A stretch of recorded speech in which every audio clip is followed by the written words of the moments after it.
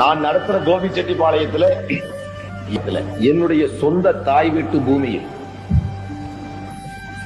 சுமார் 22 ஏக்கர் பூமியை ஒரு ஆண்டவர் தொழிற்பயிற்சி நிலையம் ஒன்றை வைத்து 1979 எம்ஜிஆர் சர்க்காரை எதிர்த்து மத்திய அரசு வந்து அனுமதி வாங்கி எந்தவித அரசின் சலுகைகளும் பெறாமல் ஆதி திராவிட மக்களுக்காக 1979 இன்று 92 முடிய கடந்த 13 ஆண்டுகளாக நடத்தி வருகிறேன்.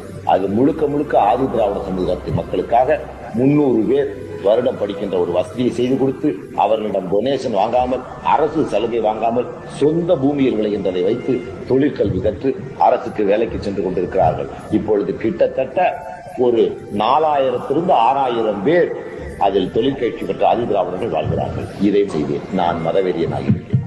என்ன பார்த்து ஜாதி துவேசிங்கிறான், தேச துரோகிதான்.